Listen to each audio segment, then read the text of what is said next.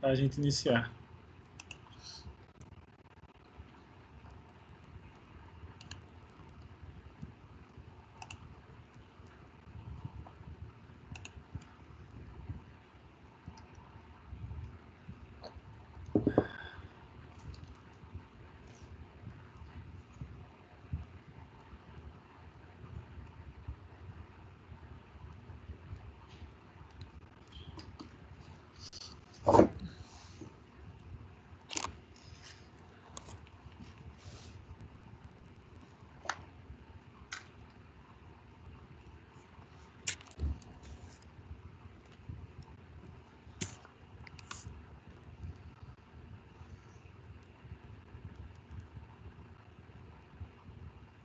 A Jéssica conseguiu entrar, não foi?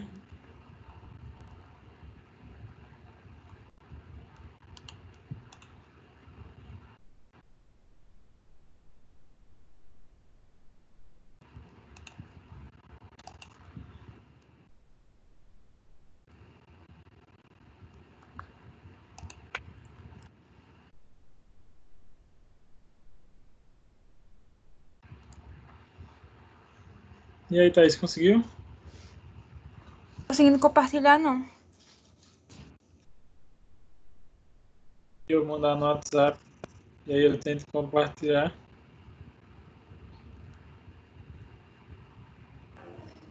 Thaís, tenta mandar pelo WhatsApp do professor, para ver se ele consegue compartilhar. Direitinho.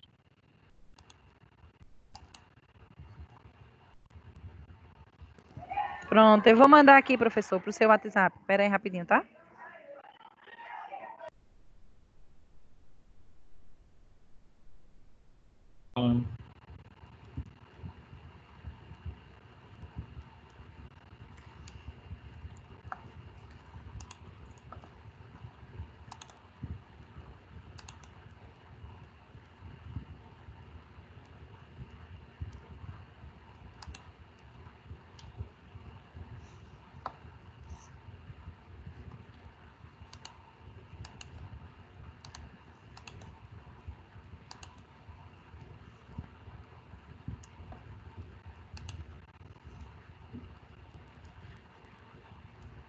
Mandou, não foi? Mandei, professor. Chegou aí no seu zap. Abri agora.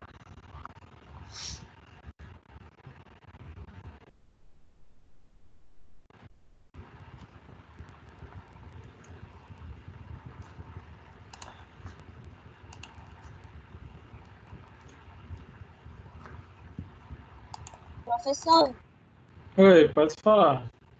vou aceitar e mandar o nosso pelo Zap também, viu? Tá bom, pode mandar. Ou já mandasse? Tá, Vai já mandar para ficar também? assim. Pronto, se quiser pode botar.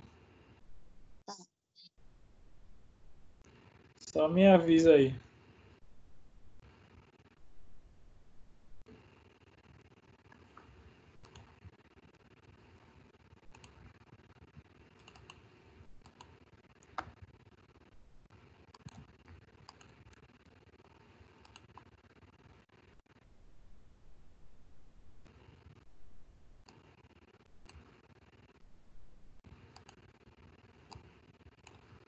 Esse aqui, pessoal.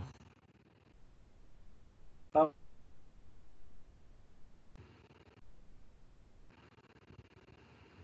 Professor, mandei agora, viu? tá bom. Tá aparecendo o slide aí para vocês? Ou não? Pra mim tá não. Tava Tá. aparecendo para mim. Tava? Tava. Tá. Deixa eu tentar de novo.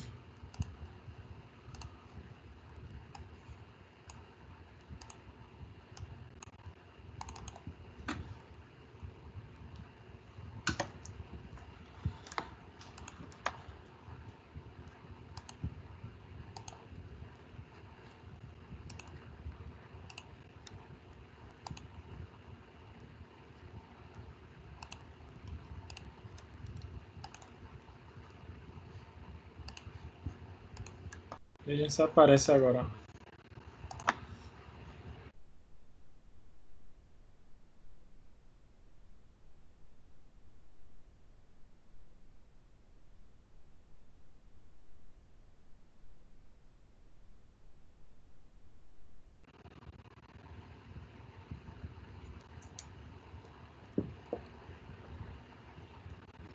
Vocês conseguem ver, pessoal, o material? Sim. Então, pronto. Pode iniciar, Thaís e Rafa, então, falando.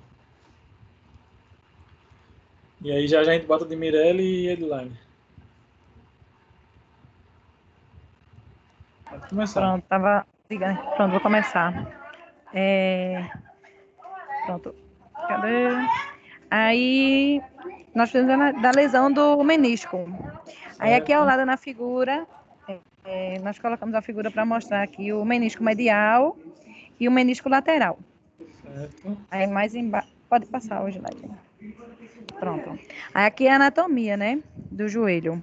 Aí, tá mostrando o ligamento cruzado anterior, o ligamento colateral lateral, o menisco lateral, o menisco medial, a cartilagem, o ligamento colateral medial e o ligamento cruzado posterior. Tá vendo? Tudo direitinho. Pronto, pode passar. Tá. Aí aqui é a definição. Aqui é a definição que o menisco são de estruturas fibrocartilaginosas semicirculares, localizadas entre os côndilos femorais e o platô tibial, e sua borda é periférica, espessa e convexa, e encontra intimamente aderida à cápsula articular, em contraste com sua porção central mais fina e livre, que proporciona ao menisco um aspecto triangular no corte frontal.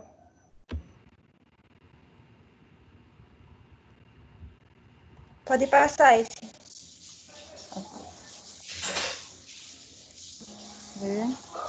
Pronto, Tem um aí antes. tem um Passou antes, foi. mais, eu acho. Esse aqui. Agora, a função. As diversas funções dos meniscos incluem a transmissão de força, a absorção de choque, a estabilização articular, a nutrição da cartilagem e a lubrificação articular. Eles transmitem aproximadamente 50% das forças de sustentação do corpo na extensão e 85% na flexão. Sua função na absorção do choque no ciclo da marcha ocorre por meio de via de deformação viscoelástica. O formato dos meniscos contribui para a distribuição do líquido sinovial por toda a articulação, para a lubrificação articular e nutrição da cartilagem. Essa é a função. Pode passar. A lesão de menisco pode ocorrer quando o joelho em posição flexionada ou parcialmente flexionada é submetido a uma força rotacional de grande magnitude, fazendo com que o menisco seja comprimido entre o fêmur e a tíbia, levando à lesão. As rupturas são frequentes em pacientes jovens e relacionadas a episódios traumáticos. Porém, em pacientes com idades mais avançadas, as lesões podem ocorrer em pequenos movimentos torsionais durante a realização de atividades diárias. Aí nessa imagem está mostrando o menisco de cima e as estruturas. Pode passar. Pronto. A classificação das lesões. As lesões de menisco são classificadas de acordo com a localização, relacionando-se à vascularização meniscal e quanto ao padrão da lesão. Assim, de acordo com a vascularização, são 3 regiões descritas, que é a vermelha-vermelha, a vermelha-branca e a branca-branca. Aí nessa imagem está mostrando, né, a lesão quando é oblíqua, a longitudinal, a transversa, a horizontal e a degenerativa. Está mostrando através dessa partezinha vermelha. E embaixo são exemplos de artroscópicos de lesões meniscais. E aqui é um dos testes para saber se tem lesão de menisco, mas é subjetivo. Pode passar. Só tem a imagem mesmo. Esse também é outro teste. Pode passar também. E o tratamento? O tratamento conservador envolve o controle de sintomas agudos, dor, edema, e com a evolução do paciente, o ganho de força, ADM, resistência muscular, o treino funcional e proceptivo. E quando o tratamento conservador não é capaz de solucionar o problema, Dependendo do local da lesão, deve-se recorrer à intervenção cirúrgica. A fisioterapia também é fundamental nesse processo para que o paciente consiga recuperar a funcionalidade e retornar às atividades de vida diárias e ocupacionais. Pode passar. Pronto. Aqui são algumas figuras, né, de exercícios que podem ser realizados na reabilitação Sim. do joelho. Aí nós colocamos algumas figuras que podem ser feitas. Pode passar isso, professor, que no próximo também tem mais. Aí agora são só figuras, ó, de fortalecimento do menisco, né, da musculatura dos joelhos. Cadê? Também Oi? pode passar. Alô? Alô? Isso aqui também é treino de fortalecimento e proprioceptivo. Pode passar também, acho que tem mais. Passa. Pode. Sem imagens agora. Só são Aqui é uma imagens. seta. Aí seria o que a ideia dessa imagem? Essa imagem aí está representando o quê? Essa aí já é treino funcional. O paciente já está numa fase bem mais, se não sente dor, não tem edema, não tem mais nada, já passou da fase aguda e já está entrando na fase de reabilitação. Aqui é tipo um circuito que ele sai correndo da lateral para frente e para trás, porque não tinha um vídeo, só a imagem. Seria talvez também um vídeo, né? Na internet. Né? E aqui, pezinho. É de fortalecimento. Fortalecimento com as caneleiras com peso. Certo. Já a gente discute. Fala mais alguma coisa? Não, só foi isso mesmo. Não, só isso. Eu vou pedir para as meninas, né? Vou botar o delas aqui. Aí Mirella e Adeline já aproveita e fala também. E aí depois a gente comenta tudo de uma vez, certo? Cadê as meninas? Estão aí, Mirella e Adeline? Sim, professor. Pronto, vocês também já emenda aí agora, fala. Que aí depois a gente faz o comentário em cima das imagens, tira as dúvidas e vamos lá. Pode começar. A dupla aí, quem começa? Pronto. Pode falar. Pode falar. Tá. Passar? Aí é só mostrando um menisco. Aí eu vou começar agora.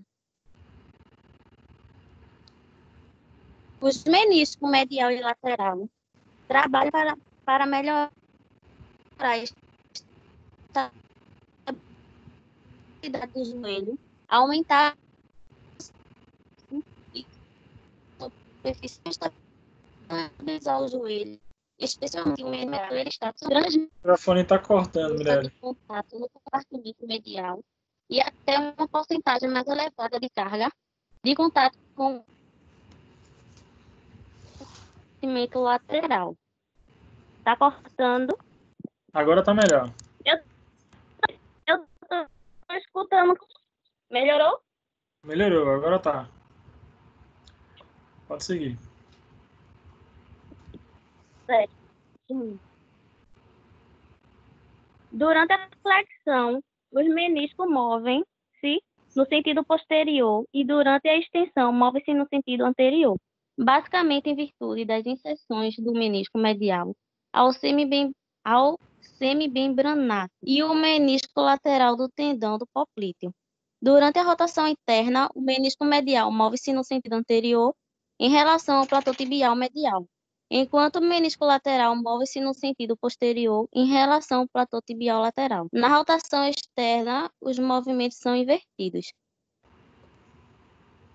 Aí pode passar. Certo. Tratamento Aí a favorável. gente botou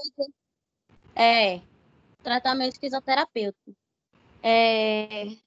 Exercícios de fortalecimento.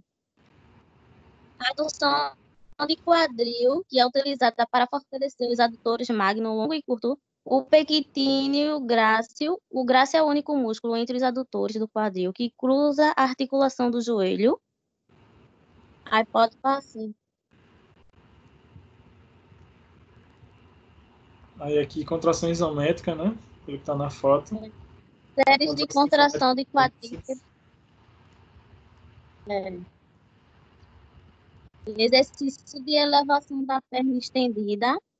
Certo. Pode passar. Pode.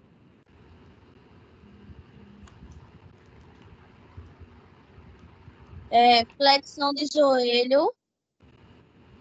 Músculos primários, bíceps femoral, semimembranáceo, semitendíneo, músculos secundários, grácil, gastrocnêmio, sartório, poplíteo.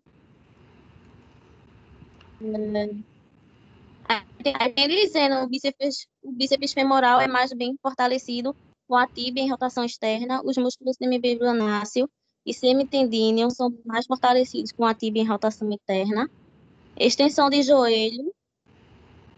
Os músculos primários são reto femoral, vasto lateral, vasto intermédio e vasto medial. Pode seguir. Flexão plantar-tornozelo, que é utilizado para fortalecer o gastrocnêmico, que serve como flexor do joelho.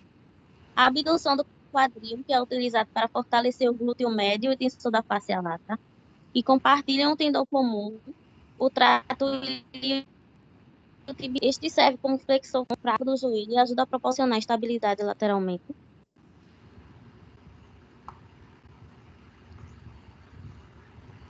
Exercícios pliométricos de fortalecimento. Saltos da caixa. O paciente deve saltar de uma caixa em alturas que variam entre 15 e 60 centímetros. Saltar novamente. Saltar novamente, tocar no solo. Saltos laterais com uma ou duas pernas. Pode passar. Exercícios de amplitude de movimento, deslizamento na parede, que são realizados para recuperar a flexão e extensão. Os deslizamentos ativos assistidos do joelho, que usam a perna saudável para apoiar a perna comprometida, com o objetivo de recuperar a flexão e extensão. Pode passar. Extensão do joelho passivo, com o pé apoiado em uma toalha enrolada e é usada no intuito de recuperar a extensão do joelho. Extensão passiva do joelho em decúbito ventral e com o peso no tornozelo é usado para recuperar a extensão. Deslizamento do joelho são realizados na mesa de tratamento, deslizando um pé com meia para frente e para trás, flexionando e estendendo o joelho em uma amplitude indolor. Pode passar.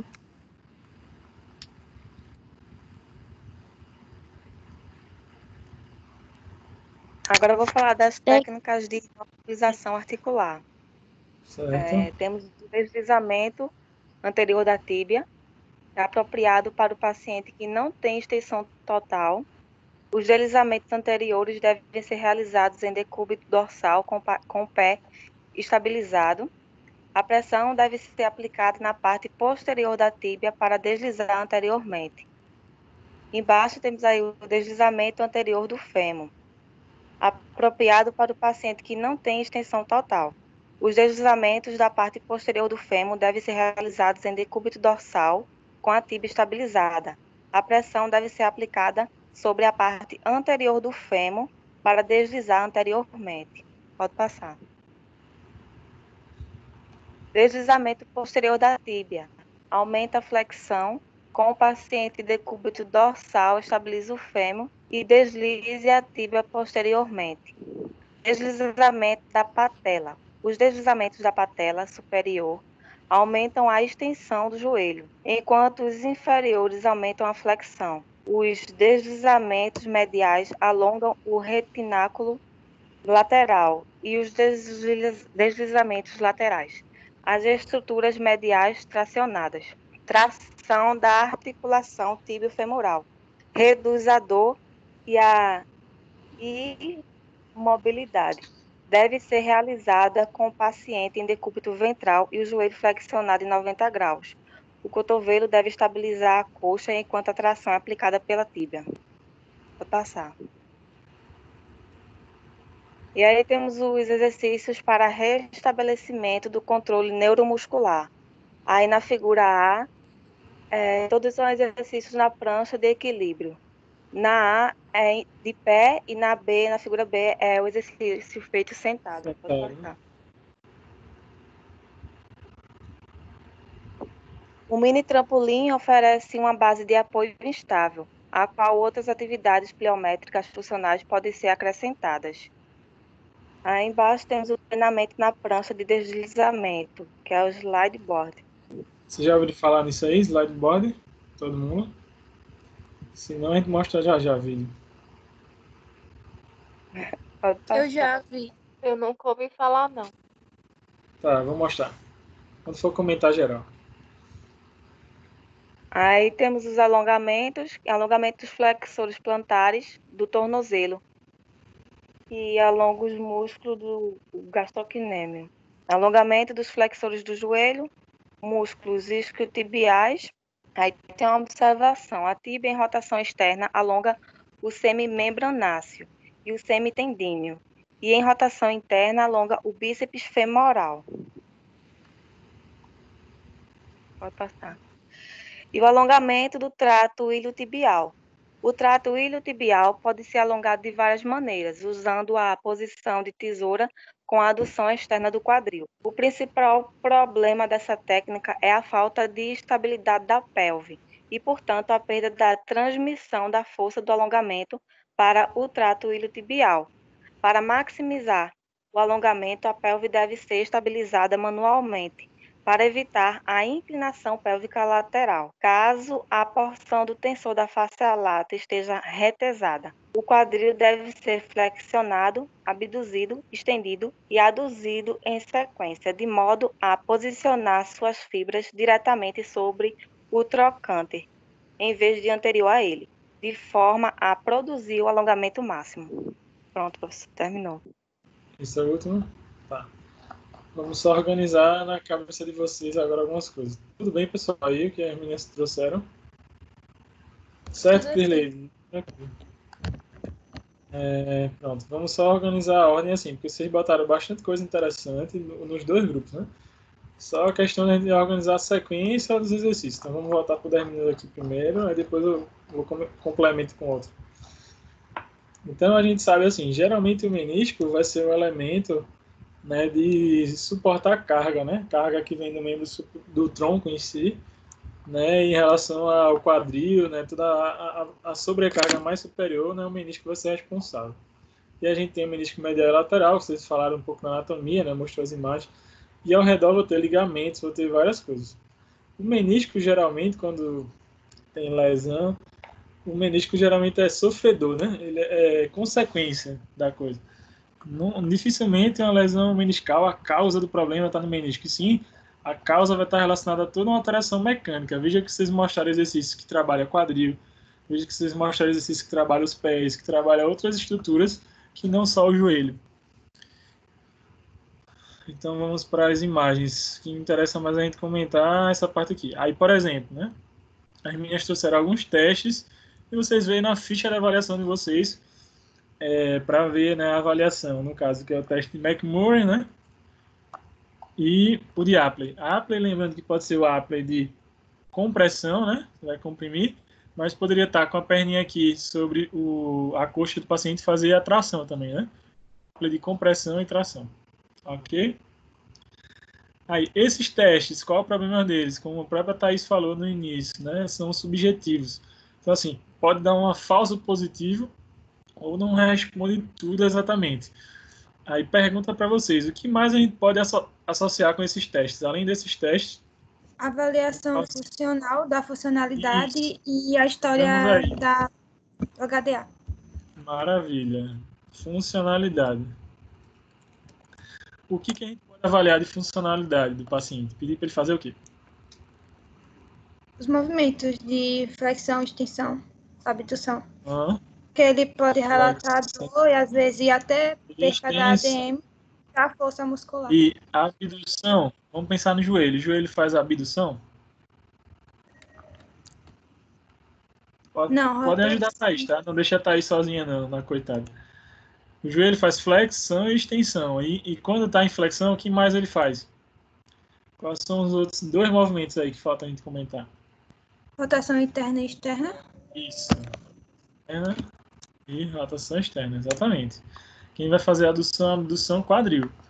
E aí, eu tenho essa mecânica, e aí tu estás falando, pelo que está aí do exemplo, cadeia cinética aberta, mas eu tenho que lembrar de avaliar também o joelho em cadeia cinética fechada, porque esse indivíduo vai caminhar, esse indivíduo vai agachar. Então, por exemplo, caminhada, corrida. Estou dando exemplos de funções, né? Saltos, sentar e levantar, agachar. São coisas que o paciente pode reclamar em alguma função dessa. Quando eu faço isso ou aquilo, com descarga de peso, você pode somar, além dos 2 testes aqui, como exemplo que ela deu, né? Tem outros testes também. Eu posso fazer esses testes funcionais. Inclusive, alguns têm até nome. Por exemplo, teste de salto, né? Que é o salto vertical. Pode ser chamado salto vertical. Ou no inglês você vai ver como drop, vertical, jump. Seria os pliométricos, né? Se trair? Aí, mas quando tu fala pliométrico, a gente já está pensando no tratamento. Mas aqui eu estou pensando na avaliação. Certo? Mas não está errado pensar em pliometria depois. Mas quando eu penso aqui em avaliação é o seguinte, para ver como que esse paciente vai saltar, como é que é a impulsão dele, como é que é a aterrissagem. Será que o joelho suporta bem isso aí? Aí eu posso testar através do salto, posso fazer o agachamento, esse agachamento... Pode falar, Thaís. E através até dos movimentos pode ver alguma alteração, tipo que tem o valgo também dinâmico. Exatamente, valgo dinâmico. Outra coisa que pode ser avaliada no agachamento, pode ser um agachamento numa caixa, e aí é o teste chamado step down, ou lateral step down. Estou botando o nome desses testes porque na literatura é os testes que se fala. Você também tem o agachamento unipodal simples, que é chamado de single leg squat. Toda vez que você vê em inglês o nome squat quer dizer agachamento, vai ter algum tipo de agachamento envolvido. Que é o agachamento unipodal. Você pode também pedir, né, para verificar. Pode ser em cima da caixa, pode ser sem a caixa. Posso também fazer um teste que um teste geralmente utilizado, que chama de predição clínica, para dizer se esse indivíduo tem condição de retornar às atividades dele, seja atividade esportiva ou laboral, também é chamado de Hope Test. Não sei se você já ouviu falar desse. Que são saltos que o paciente vai fazer, vai ter uma marca, né, uma marca em centímetros. Aí eu posso fazer um salto único, colocando aqui só para os tópicos. Salto único, um salto triplo, um salto com triplo cruzado, eu vou botar assim, cruzado, mas seria tipo zigue-zague, ele vai saltar numa parte da fita, noutra parte, numa parte, noutra parte, e também percorrendo uma distância de 6 metros. E aí você marca o tempo que ele consegue, marcando o tempo. Tudo isso você pode associar com esses dois. Eu estou trazendo isso aqui porque pode ser informação nova para vocês. Não sei se numa avaliação vocês pensam em pedir esses movimentos para o paciente. Aí Thaís falou do valgo dinâmico. Beleza, valgo dinâmico. Será que todo paciente com problema de menisco ou de joelho em geral, eu vou ter que estar corrigindo o valgo dinâmico? Não. Sim ou não? Acho que não. Quem acha mais? Thaís achou que não. Todos concordam com ela? O que vai fazer, então, você levar em consideração corrigir isso aí, ou querer mexer nisso aí? Se for uma coisa que prejudique muito o paciente, que... Sim, continua. Prejudicaria o paciente em que sentido, Thaís? Vamos lá, eu quero extrair de vocês. Eu sei que vocês conseguem. A área dele mesmo, até na caminhada, no sentar e levantar, qualquer movimento. Se houver um prejuízo e um desequilíbrio nas funções dele, isso é interessante mexer. E aí você tem que ver de onde vem esse valgo dinâmico. Será que é do próprio joelho mesmo que está instável? Ou será que vem de desequilíbrio do quadril ou desequilíbrio do tornozelo e pé? Aí você vai ter que pensar exercícios dentro daqueles mesmos que vocês já mostraram aí. Né? Tem vários aí que dá para aproveitar para você utilizar. Então, fiz os testes aqui, tanto ortopédicos quanto esses que a gente citou, né? Testes funcionais. Opa. Aí eu vou seguir. O tratamento. Aí, de maneira geral, as meninas colocaram aqui, né? Para a gente juntar com um das outras. Tratamento. Aí vai ter, depende se o paciente está no quadro agudo, né? Se só tem uma dor no menisco, né, na região, dor no joelho. Mas se ele é um pós-operatório, por exemplo, ou se já tem muito tempo, né? Pode ser um paciente crônico também. Ele vai chegar com dor, com edema, limitação do movimento, e a gente vai ter que pensar assim, condutas para cada coisa, né? Por exemplo, para reduzir a dor, o que é que eu posso utilizar? No primeiro momento, talvez até eletro posso utilizar, mas aí as meninas aqui, né, Edline e Mirelle, botaram fotos, aí botou foto da terapia manual, por exemplo. Essa parte da terapia manual, acho que técnica de mobilização, é o que eu queria chegar quando chegasse no slide delas aqui, mas organizar a ordem. Vai cair muito bem, normalmente, no início, porque você vai querer melhorar a mobilidade articular, a micromobilidade, o micromovimento. Então, você vai entrar com os deslizamentos, tanto anterior, posterior. Você pode trabalhar em rotações interna e externa, que vai ter relação. E depois entrar com os alongamentos, fortalecimento e os exercícios funcionais. Aí vamos já chegar também nessa parte aqui de musculação, polemizar daqui a pouco. Não que o intuito seja polemizar. Mas aí eu tenho que pensar para cada coisa dessa. Então, por exemplo, para o ganho de força, o que é que eu tenho que fazer? Ou que tipos de exercícios vão ser importantes? Para amplitude de movimento, para resistência, todo mundo entende isso, né? E vocês colocaram depois na sequência. E se a gente só joga o nome, eu faria fortalecimento com esse paciente. Beleza, de quem? Do quadríceps, durante os slides vocês vão complementando. Como é, Thaís? Pode falar. Vai depender da musculatura, que esteja com perda de força muscular. Exatamente. E aí você precisa fazer o que, então, na tua avaliação? Testar o quê? A força. Força muscular. Aí pergunta para todos. Não tenha vergonha de responder. Aqui a gente tá para aprender. Como que você avalia a força muscular? Pode ser manualmente, que tem aquela escala que vai de 0 a 5. Pode ser sim, manualmente, exatamente. E tem um aparelho que eu esqueci o nome. Exatamente, dinamômetro. É isso mesmo. Existe dinamômetro cinético, existe um equipamento, que aí você aqui só vai ter ou no Esporte Clube do Recife, ou na Universidade Federal de Pernambuco, geralmente, que é um equipamento caro. Nessas universidades eles têm por causa de pesquisa e tudo mais, que é o padrão ouro. Padrão ouro para avaliação de força muscular e desequilíbrio, dinamômetro isocinético. Mas existe o dinamômetro manual também. Que você pode avaliar. Se eu não me engano, acho que a professora Carla Dai deve ter esse manual, se eu não me engano. Numa live, eu estava fazendo uma live com ela outra semana passada, ela mostrou um dinamômetrozinho que você consegue também avaliar a força. Seria o equipamento mais fiel do que você só a mão, porque assim, entende, manual. Como é que eu diferencio um grau de força 4 para um grau de força 5? Vocês conseguem entender que às vezes é pouca diferença. Ou um grau de força 2 e 3. As diferenças existem, mas são pequenas, entende? E num tipo de equipamento desse, isso dá algo mais fiel. Mas assim, se eu não tenho, eu vou usar o grau de força manual. Tudo bem? Quanto a isso, pessoal, Tudo sim bem. ou não? Sim, professor. Me respondam todos aí. E aí a fisioterapia é fundamental nesse processo, com certeza. Tanto se não tiver cirurgia, quanto no pós-cirúrgico, inclusive. Né? Nas duas coisas. E aí eu tenho diversos exercícios. Aí as meninas botaram alguns, as outras meninas outros. Aí vamos complementar. Então aqui, acredito eu, esse lado aqui, né, deve ser alguma coisa de fortalecimento, né? Exercício isométrico aqui, ó, com um rolinho embaixo, né? Deve ser isso. Aqui trabalhando flexão, né, do joelho. São as variações. De resistência, no caso vai fazer repetições.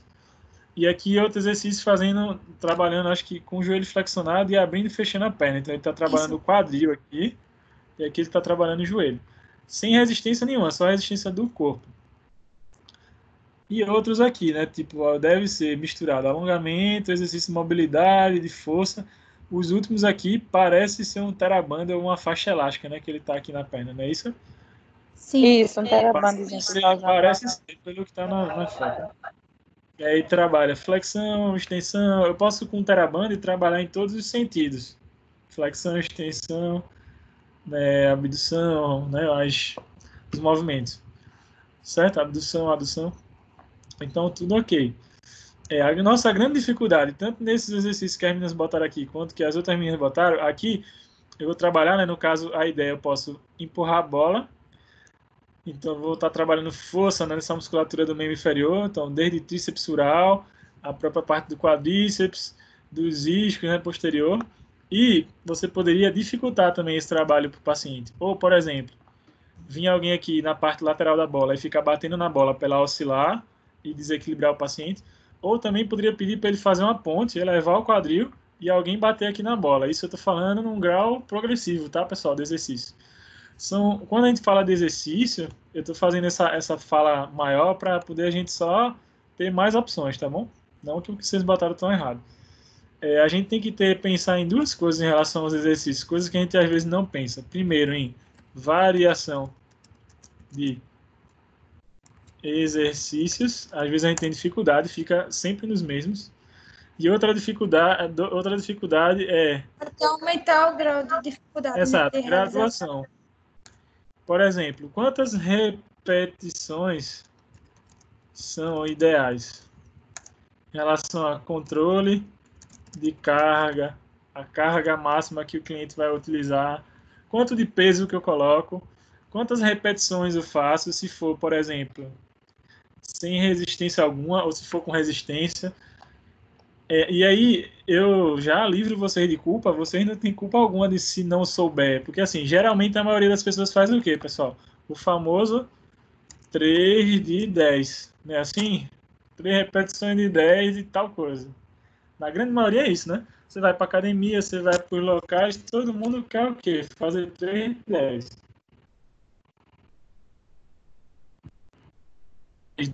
Quiser estudar sobre essas questões das repetições, existe cálculo, existe tudo para saber qual seria a repetição ideal para cada.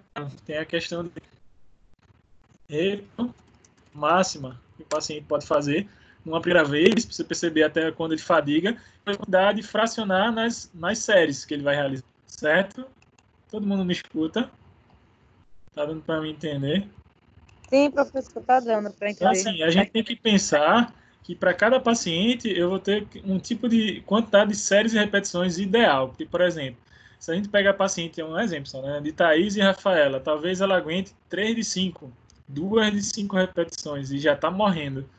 Já a paciente de Lícia e Jéssica, sei lá, aguenta fazer até mais do que 3 de 10. Se botar séries de 20 repetições, ela faz. Aí já o outro, tanto. Ou seja, para cada pessoa vai ter, ou deveria ter, na verdade, o ideal, né? Uma variação disso. E a gente precisa pensar sobre isso. Então, posso utilizar, né?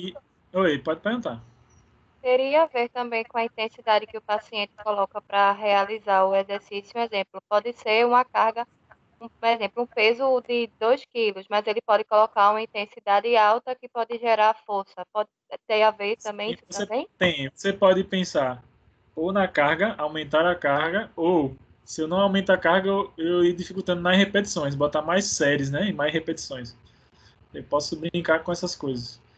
Desde que o paciente não entre em processo de fadiga, né? Tem que ser algo que, claro, gere uma sobrecarga nele, mas que não faça ele fadigar também. Ele não pode sair, assim, no final de tudo, se ele sair esgotado, tipo assim, que em relação a esforço, né? Teve esforço físico, beleza, mas ele não pode sair, tipo, morto, né? Vai sair levado pela maca, não pode, né? Tem que ter o cuidado com isso, o quanto de carga que eu posso colocar, porque, assim, alguns profissionais da saúde falam até essa fala. O exercício, ela é a melhor ferramenta terapêutica que a fisioterapia tem para tratar. Mas quando bem prescrito, porque quando mal prescrito ele também pode machucar. Todo mundo entende isso? Então a gente tem que tomar bastante cuidado com isso. O exercício pode ser uma excelente ferramenta, mas ao mesmo tempo pode ser o elemento de prejudicar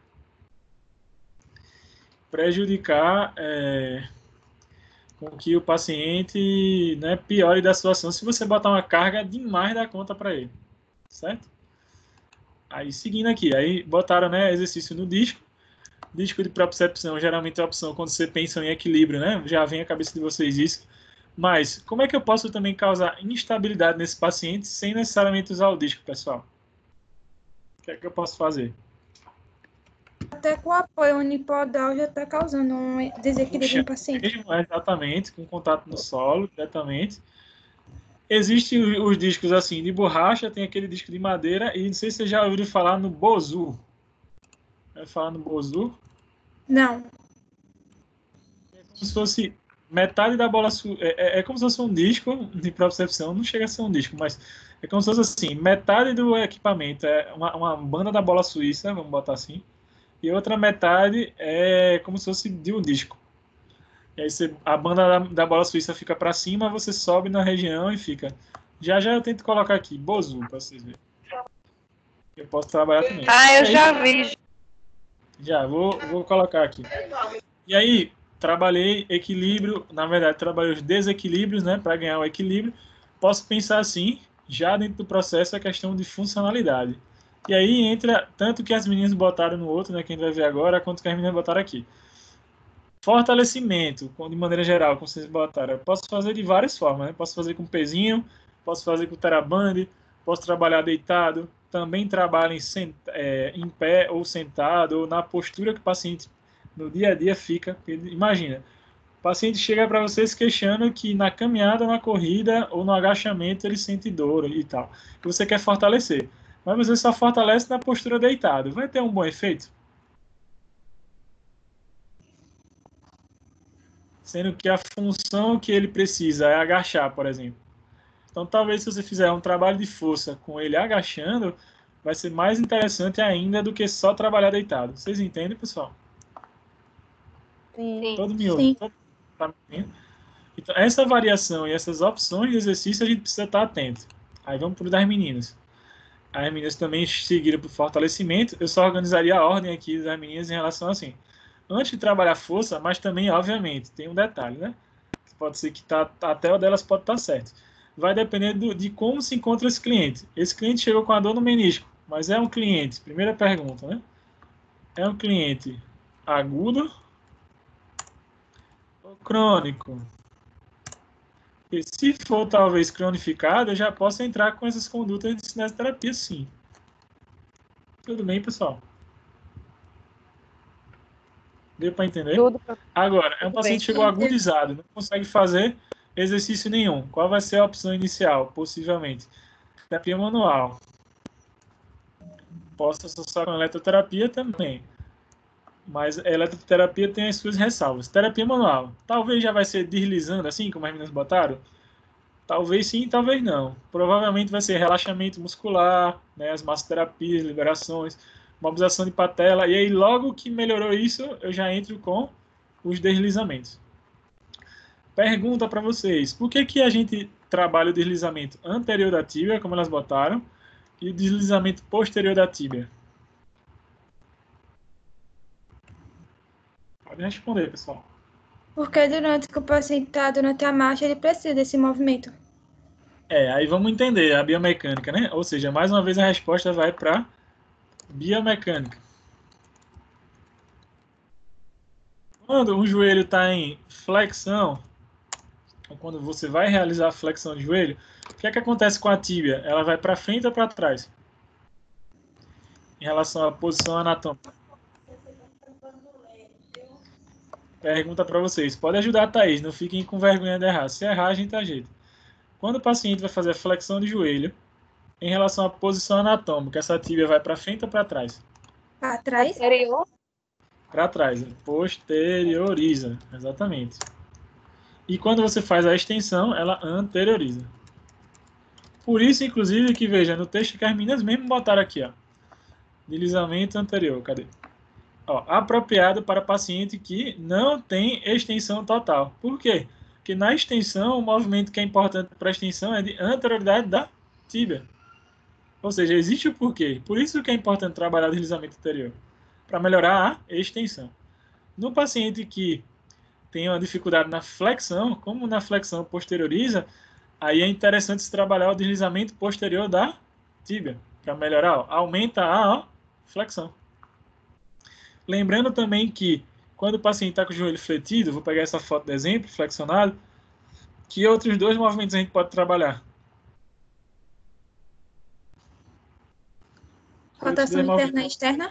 Exatamente, rotação interna e externa, que também pode ter restrição. Então, eu posso trabalhar isoladamente rotação interna e externa, isoladamente anterioridade e posterioridade da tíbia, depois entrar com os movimentos de flexo-extensão, como, por exemplo, esse aqui, ó, que elas botaram, deslizamento do joelho com uma toalha, com algum elemento aqui, e o paciente vai fazer um movimento de flexão, extensão aqui, deslizando.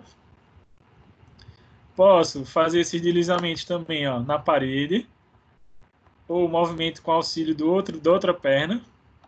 Tudo bem isso aí para vocês? Certo?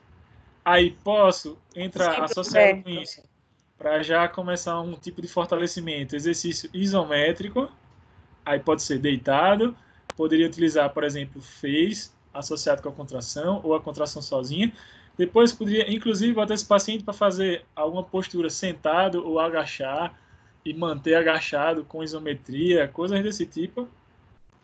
E aí depois eu vou entrar com exercício de cadeia aberta aqui, ó. Então, trabalhando primeiro com a perna reta, perna estendida, que aí vai trabalhar o quadril primeiro. E ver que muitas patologias de joelho, a gente vê que tem relação com fraqueza de musculatura do quadril. Então, possivelmente, trabalhando o quadril, trabalhando o fortalecimento do quadril, você melhore as questões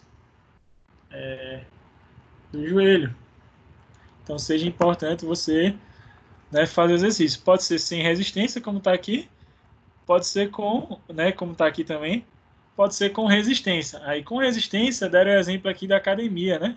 Máquina extensora ou flexora. Nada contra a academia, mas só para a gente refletir, sabe, pessoal? Que é importante esse momento de discussão, PTS aqui que a gente está, é para isso mesmo. Me diga uma coisa, pessoal. Qual a função do dia a dia? Você vai estar sentado fazendo isso aqui. E qual a função do dia a dia? A gente vai estar deitado fazendo isso aqui. Alguém me sugere algo? Sim. Hã? Como? Nenhum, né? Alguém falou nenhum, eu acho. Quem falou nenhum? Foi eu. Ah, isso. E por que a gente insiste tanto em fazer esse tipo de exercício com o paciente da gente? É só para a gente refletir. Entende? Aí o pessoal que defende isso aqui vai dizer, ah, não, mas é porque aqui eu estou trabalhando isoladamente a musculatura. Tá. No dia a dia do seu paciente, qual é o movimento que ele faz que uma musculatura trabalha isolada? Nenhum movimento. Exatamente. Não tem como trabalhar então, isoladamente. Por que não a gente colocar para o paciente fazer mais movimentos assim funcionais, ó, flexão, né, dorsiflexão, flexão plantar, trabalhar os saltos, não precisa ser nessa amplitude toda, trabalhar agachamento, trabalhar deslizamentos, deslocamento lateral, exercício com faixa, exercício sobre disco, exatamente como botaram aqui. E algo bem importante, pensando aqui, exemplo de atleta, mas poderia ser um trabalhador comum. Trabalhar depois de tudo, tem que entrar no processo. Isso que elas botaram aqui, ó, função. Nesse exemplo aqui, função simulando um esporte, mas poderia ser uma função do trabalhador. Ah, o trabalhador, ele no dia a dia coloca a caixa no alto. Vamos trabalhar alguma coisa que ele estimule esse movimento. Ah, o trabalhador no dia a dia, ele tem que subir e descer a escada. Vamos trabalhar o subir e descer. Vamos trabalhar o salto, porque ele salta. Vamos trabalhar... Na parte dos esportes, geralmente fica mais claro, porque o atleta tem um gesto específico daquela atividade. Mas eu posso fazer a mesma coisa para o idosinho também. Só vou ter que pensar o que é que o idoso está com dificuldade de fazer e trabalhar em cima. Hoje em dia, se vê mais importante fazer esse tipo de trabalho, inclusive, do que ficar focado só em dor no paciente. Você passar 300 consultas só com ele deitado na maca trabalhando em dor. Certo? Então, por isso que todos os exercícios aqui que as duas duplas trouxeram é interessante. Porque aí eu trabalhei relaxamento, trabalhei amplitude de movimento, né? Passiva e depois ativa. Trabalhei fortalecimento e aí eu vou entrar com os exercícios específicos, né? Por exemplo, salto, subir e descer degrau, verificar isso, Aí posso utilizar, né, de movimentos de equilíbrio, posso utilizar, né, movimentos funcionais visando o retorno à atividade, e aí isso inclua atividade de trabalho, atividade esportiva, que seja. E os alongamentos vão ser bem-vindos. A gente só precisa saber assim. Primeiro, é sempre polêmico o alongamento, né? Todo paciente deve ser alongado? O que é que vocês acham? Não, porque depende se a musculatura vai estar encurtada ou não. Exato, se tem muita ou pouca flexibilidade. E isso é interessante para esse paciente. Além disso, tem outra questão também. Existem os alongamentos estáticos e existem os alongamentos dinâmicos. Geralmente existe hoje em dia esse confronto da literatura, os alongamentos estáticos com os alongamentos dinâmicos.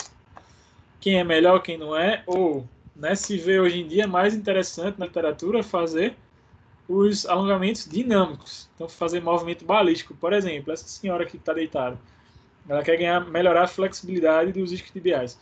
Em vez dela manter a perna aqui e alguém está alongando, ela poderia fazer movimentos curtos de voltar um pouquinho a perna e avançar um pouco mais, voltar e avançar.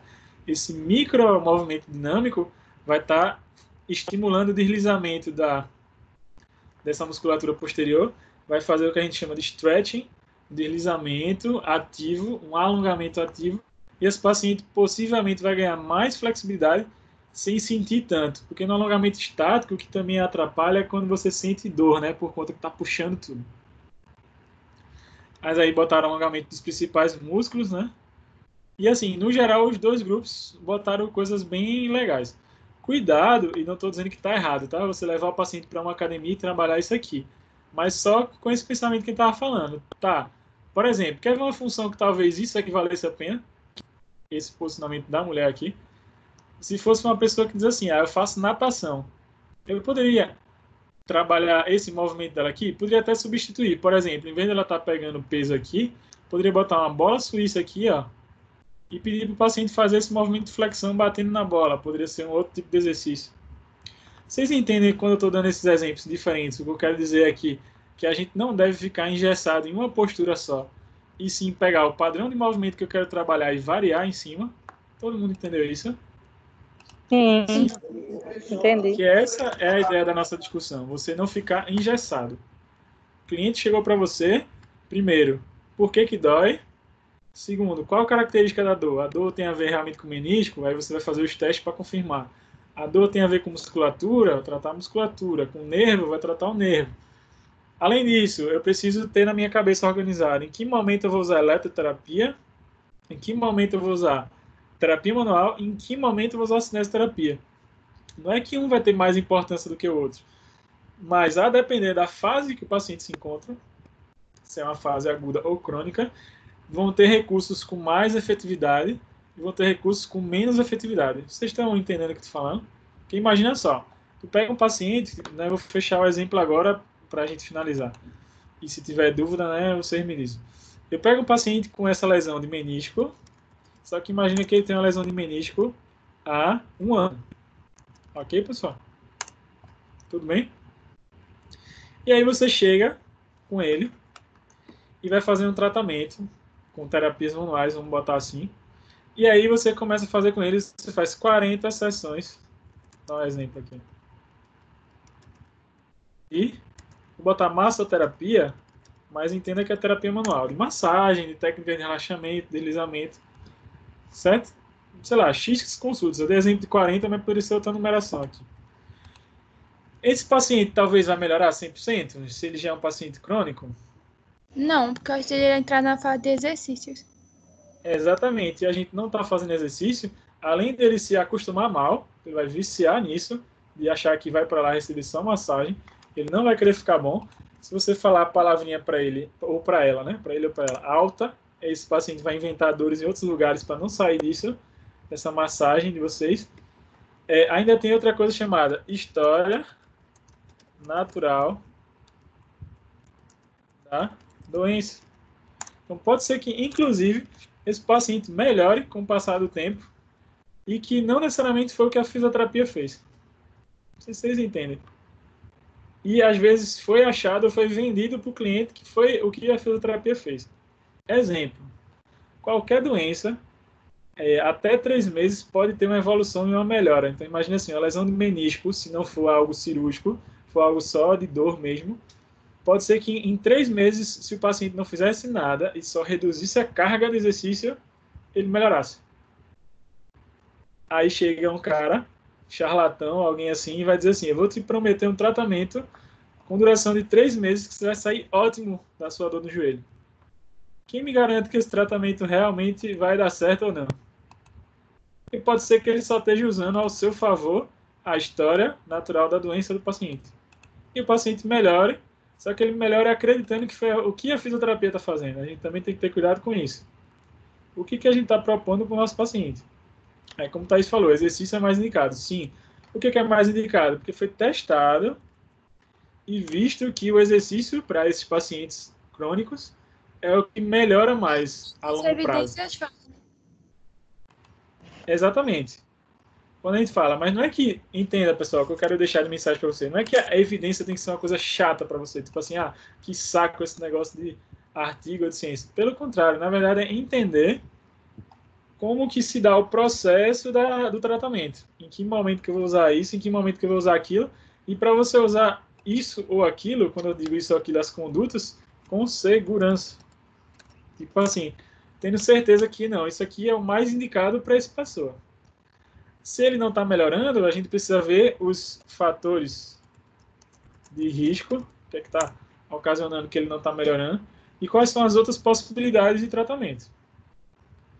Ficou claro isso para vocês, pessoal? Sim ou não? Sim. E até associar exercícios a outros. Associações. Com certeza. Todo mundo aí, Edilaine, Mirelle, Jéssica, Alice, Rafaela, Virleide, todo mundo entendeu esse bate-papo que a gente veio construindo até agora? Sim, professor. Entenda o que eu estou deixando claro para vocês aqui. Espero que, no meu ver, está sendo proveitoso esses encontros de PTS. Não é que aqui a gente vai ter uma verdade absoluta, não. O que o professor Eduardo está dizendo e acabou. Não. Desconfie, inclusive, não só o que eu falo, o que todos os professores falam para você, e vá pesquisar. Qual é o caminho que a gente tem para pesquisar hoje? São os artigos científicos pelo seguinte, porque, por exemplo, você pega os livros, o Kirchner é um livro excelente de referência, tanto para terapia manual quanto para cinesioterapia. A gente indica para os alunos de graduação. Só que qual é o problema do Kirchner? O Kirchner, quando foi escrito, então ele é bom para dar uma base, mas os dados dele foram escritos, sei lá, há 5 anos atrás, há 10 anos atrás, só se o volume foi atualizado. Ok? O que quer dizer que, quando você pega um exemplo, né? O artigo científico foi publicado ano passado, 2019. Foi publicado esse ano, 2020. Você está pegando uma informação atual, recente. Você entende, pessoal? É diferente você pegar um livro que tem uma informação de, vamos supor, 2015, 2014, 2010. De 2010 para 2020, um exemplo, né, são 10 anos. Será que essa ciência, essa saúde que a gente chama de fisioterapia, durante 10 anos não houve nenhuma mudança? O que é que vocês acham? Sim, porque sempre está tendo variações. Provavelmente. Aí, por exemplo,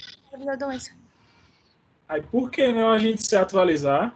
Agora, entendo as dificuldades que a gente tem. Primeira delas, a língua, né? Você vai ler os melhores textos em inglês, é uma dificuldade.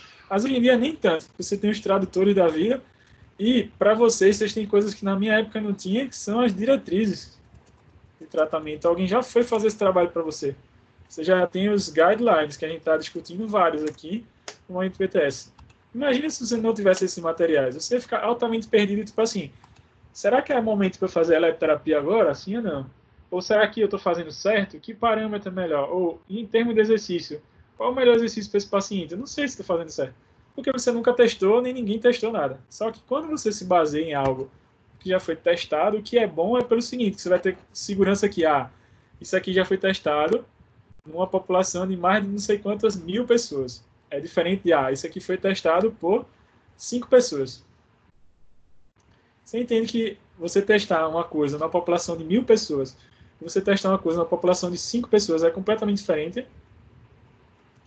Você consegue entender isso? Sim, claro, professor.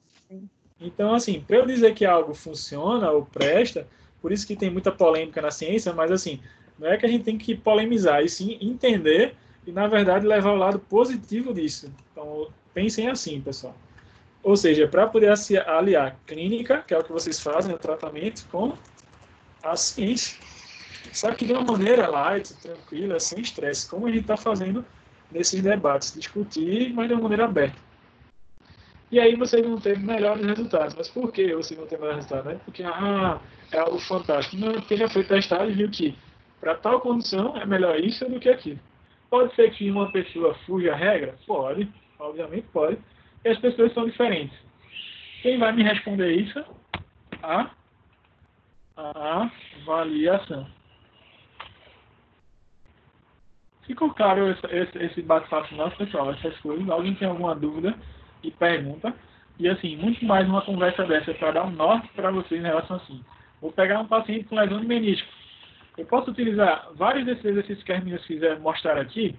Posso utilizar vários. Eu só tenho que organizar na minha cabeça qual a sequência que eu vou fazer, de acordo com o meu paciente. Se eu pego 10 pacientes com lesão de menisco, vão ser iguais? Não, vão ser diferentes. Eles.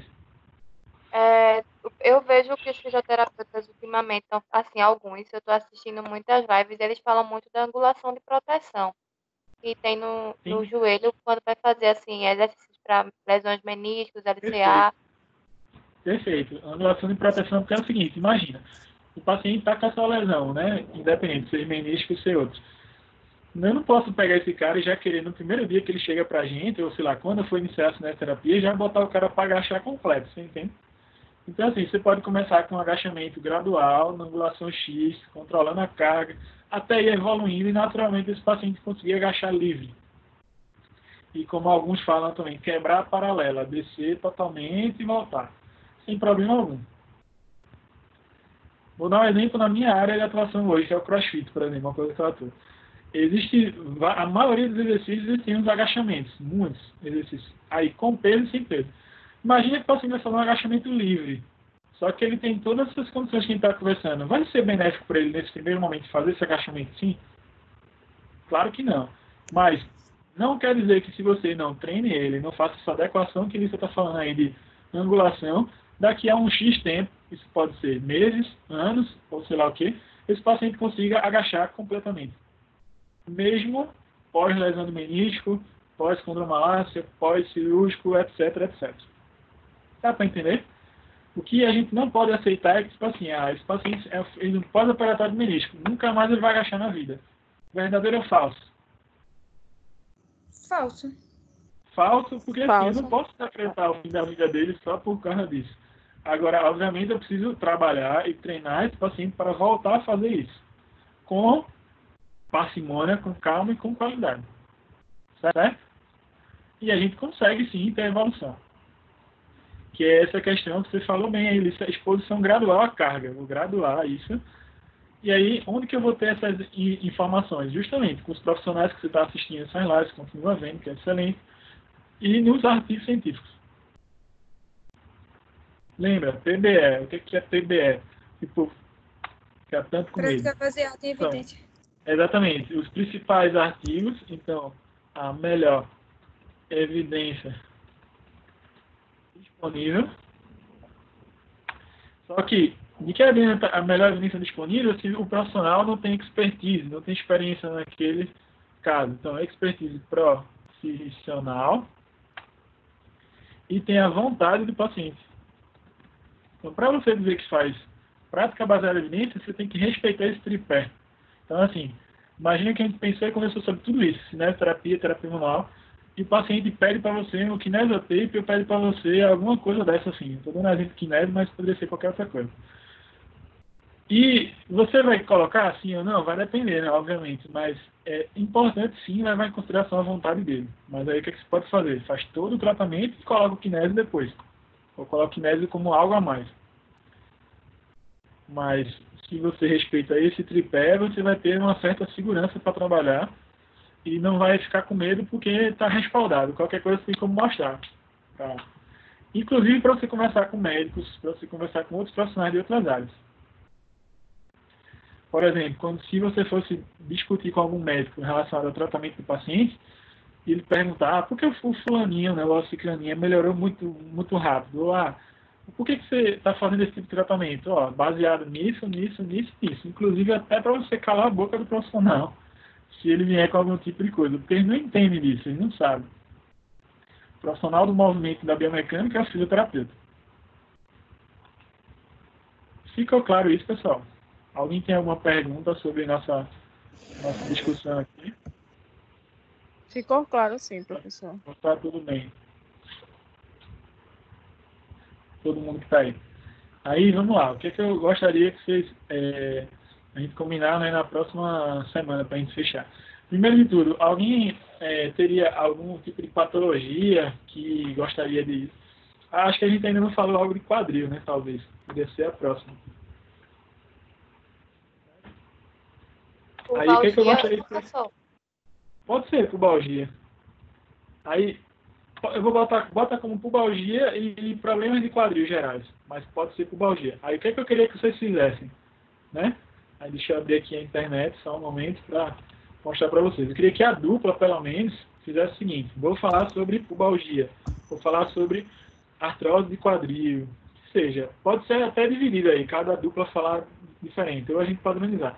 O que eu gostaria é que vocês fizessem o seguinte. Por exemplo, cada dupla fosse pesquisar. Vou botar na... Pode ser o PubMed, pode ser o Pedro. Mas eu queria que vocês fizessem assim. Para isso, por que eu estou passando isso para vocês, pessoal? Para vocês acostumarem a fazer dessa forma. PubMed Mesh. E vou botar Pedro aqui, que é a base, né, de fisioterapia. Vocês conseguem ver minha tela? Aparece para vocês? Sim ou não? Sim, tá aparecendo. Sim. Pronto. Então, por exemplo, eu quero ver sobre pubalgia, como a amiga falou, né? Aí eu vou botar pubalgia e ver se tem tradução. O nome teoricamente é o mesmo, né? Vamos ver se é isso mesmo. Aí eu vou jogar aqui pubalgia. Mas, ó, nem tem esse termo pubalgia. Vai ter que ver qual é o termo similar. Aí vai nos descritores, né? Pubi e tal. Mas vamos lá. Eu queria ver sobre quadril, certo? Existem lesões de quadril, que é hip, né? Quadril.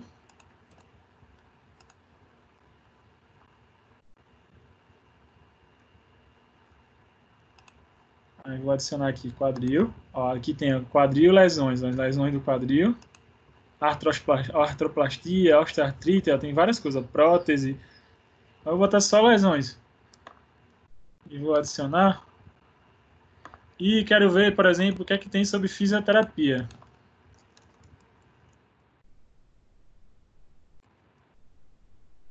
Fisioterapia.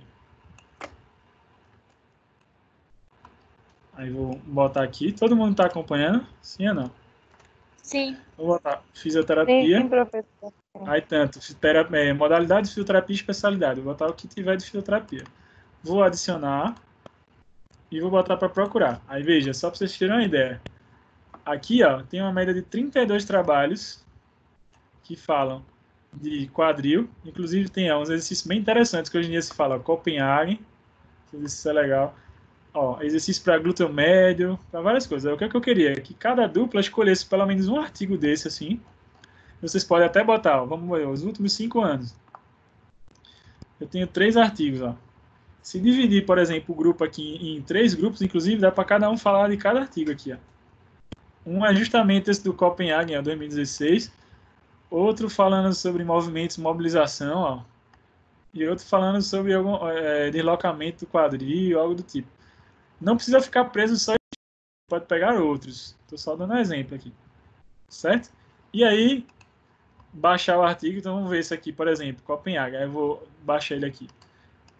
Aí, eu queria que vocês pegassem assim, porque, pessoal, quando você faz essa triagem, teoricamente, o artigo vai ser um artigo bom, do que, às vezes, você pegar artigo em português. Não que o artigo em português seja ruim, mas eu queria que você fizesse isso porque a discussão ia ficar mais rica, mas vocês que sabem.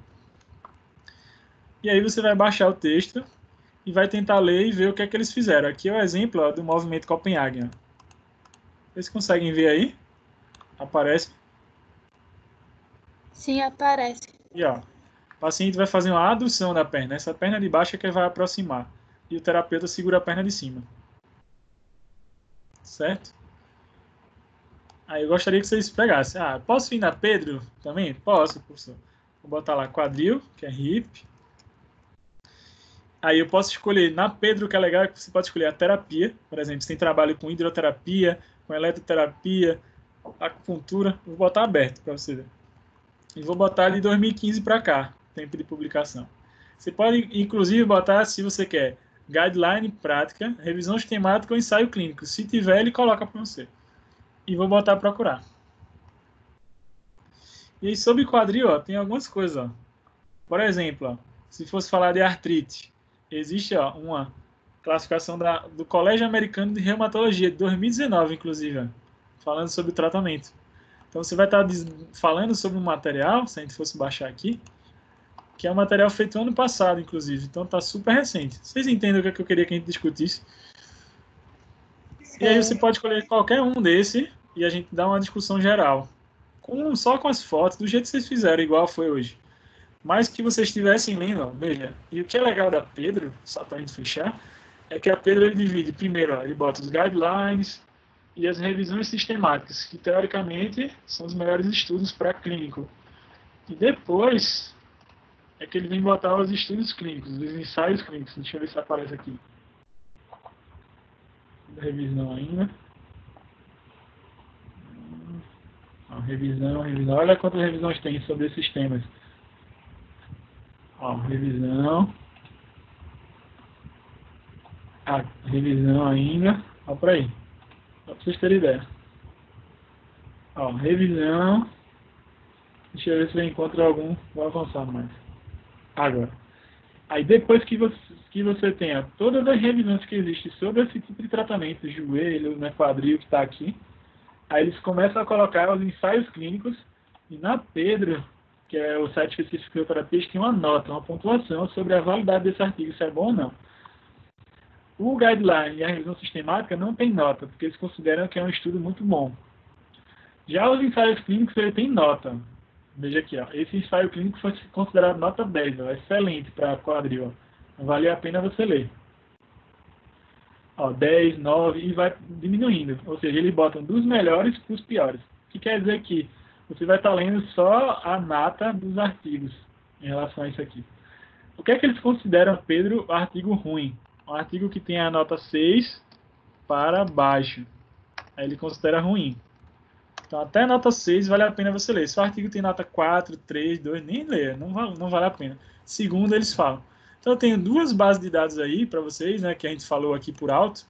PubMed e a Pedro, que dá para vocês pegarem um material falando de tratamento e que vai estar altamente validado pela literatura. Entende onde eu quero chegar? Então, a gente vai estar discutindo sobre o tratamento do quadril com uma propriedade. Isso, se vocês criarem esse hábito, não só para o PTS Traumato, digo para a vida profissional de vocês, isso vai ser ótimo, pessoal.